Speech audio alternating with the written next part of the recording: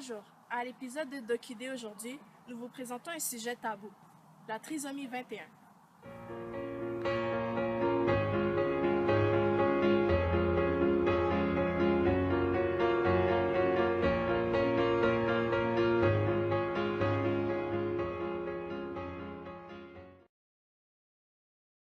La trisomie, aussi appelée le syndrome du Down, est reliée à la génétique, ce qui veut dire que ceux-ci n'ont que 47 chromosomes au lieu de 46 comme nous, les humains non atteints.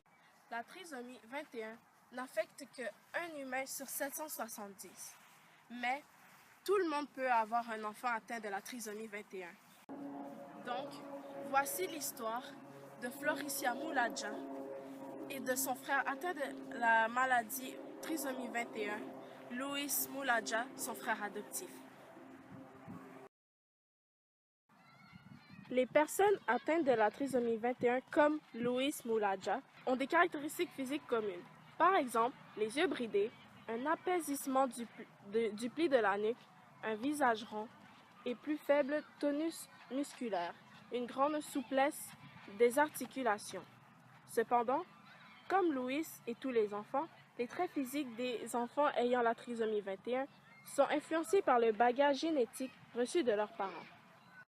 Les personnes atteintes de la trisomie 21 comme Louis sont souvent susceptibles d'attraper l'obésité morbide, car à cause de leur nutrition et de leur malformation génétique, cela peut très bien arriver.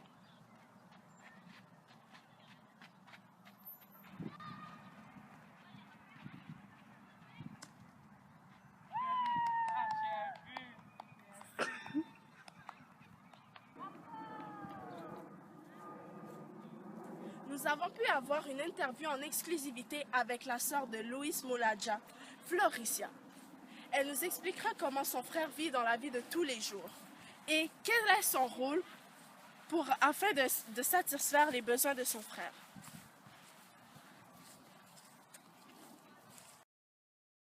Floricia, comment vous sentez-vous face à cette situation? Au début, c'était très difficile parce que j'étais très jeune quand Louis était né et je ne savais pas vraiment quoi faire. Mais présentement, ça va bien et puis c'est mon petit frère et je l'adore. Savez-vous si vous avez de l'aide économiquement venant non de vos parents, mais bien d'associations, etc.? D'après moi, je suis pas sûre, mais je pense que ouais, mes parents ils reçoivent beaucoup de l'aide. Je sais qu'il y a un médecin qui vient parfois l'évaluer et voir comment il va, mais à part ça, je sais pas s'il y a vraiment beaucoup de l'aide. Où va Louis académiquement? Dans une école spécialisée ou une école normale? Louis, il va dans une école spécialisée.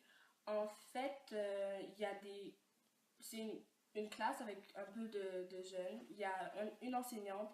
C'est pas une école régulière comme les écoles des jeunes.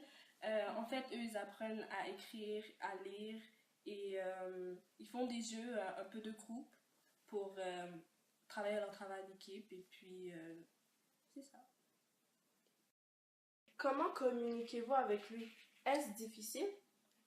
Au début, oui, c'était très difficile parce qu'on n'avait pas beaucoup de ressources, donc son langage n'était pas très développé.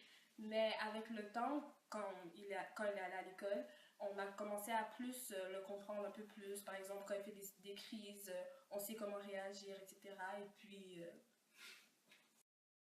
Comment se passe une journée de Louis? Louis, le matin, il se lève et puis je lui prépare son petit déjeuner. Parfois, ma mère, elle l'aide à prendre son bain, mais maintenant, elle s'est beaucoup améliorée. Et puis, l'autobus vient le chercher pour aller à l'école. Et après, quand il rentre, il fait ses devoirs, il prend sa douche. Il a une journée normale, comme tous les autres. Merci Floricia de nous avoir accordé du temps. Je sais que c'est dur, mais c'est pour ça que nous vous remercions. Merci à vous. De l'école, Louis adore faire son activité favorite. Créer la liste d'épicerie pour ses parents avec sa sœur Floricia. C'est quoi ça? Des croûtons. Ça, c'est quoi? On n'en a pas besoin. C'est quoi ça? Du maïs. T'aimes ça, le maïs, non? Non. Non? Non. Ok, on va pas C'est acheter quoi ça. ça? Ça, c'est... Le corps humain est constitué de millions de cellules. À l'intérieur du noyau de chaque cellule se trouvent les informations génétiques portées par les chromosomes qui déterminent la totalité des caractéristiques héritées d'une personne. Normalement, chaque cellule contient 23 chromosomes hérités de chaque parent, soit un total de 46 chromosomes par cellule. La cellule se divise ensuite de sorte que toutes les cellules contiennent des informations génétiques identiques. Une personne atteinte du syndrome de Down possède un chromosome 21 supplémentaire, de telle sorte qu'il y a 3 chromosomes 21 au lieu de 2 dans chaque cellule. Le syndrome de Down est souvent associé à des problèmes cardiovasculaires et à un retard mental en plus d'une altération des traits physiques. Il n'existe aucune cause connue du syndrome de Down, mais la recherche montre que les femmes qui donnent la vie après 40 ans présentent un facteur de risque accru d'avoir un bébé avec ce trouble génétique. Allons plus en détail avec l'expert Dr Guerrier Destin, une nouvelle stagiaire dans la pédiatrie. Celle-ci va nous raconter un peu plus scientifiquement comment les personnes atteintes du syndrome du Down vivent dans la vie de tous les jours et quels sont leurs traitements.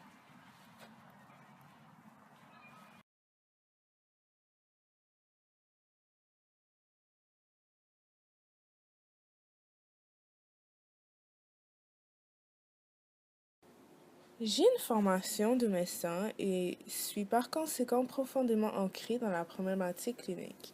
C'est pourquoi, à mon sens, tous travaux de recherche doivent avoir pour finalité les bénéfices du patient. C'est ce qui me guide constamment.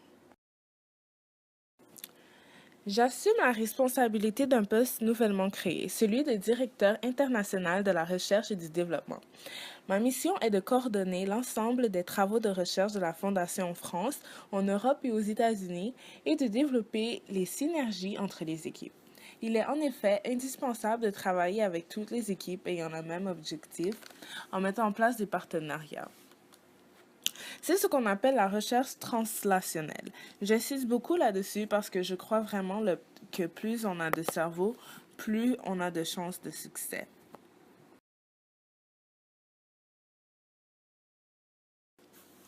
La trisomie 21 est liée à une anomalie génétique qui intervient au moment de la formation des ovules ou des spermatozoïdes avant la fécondation.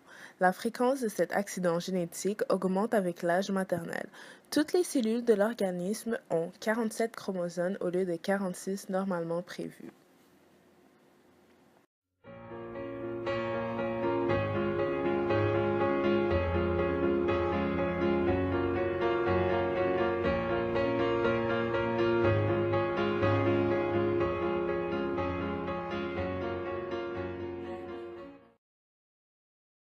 Oui, je suis intimement convaincue que l'on peut arriver à améliorer les capacités cognitives des personnes atteintes de la trisomie 21. Autrement, je ne serais pas là. Avec la Fondation, l'Institut et tous les chercheurs qui nous rejoignent, nous voulons trouver le moyen de rendre le patient capable de mieux interagir avec son environnement. Nous améliorons ainsi sa qualité de vie et son bien-être. Au-delà de même des patients et de leurs familles, cela serait évidemment un bienfait pour la collectivité. Ce n'est pas la santé pour la santé, c'est bien au-delà, c'est la santé pour la personne et la société.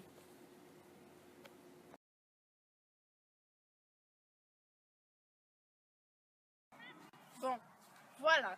J'espère que vous en avez appris un peu plus sur la trisomie 21. Et j'espère aussi vous revoir dans le prochain DocuD. C'était Isabelle Guerrier-Poulard pour le DocuD.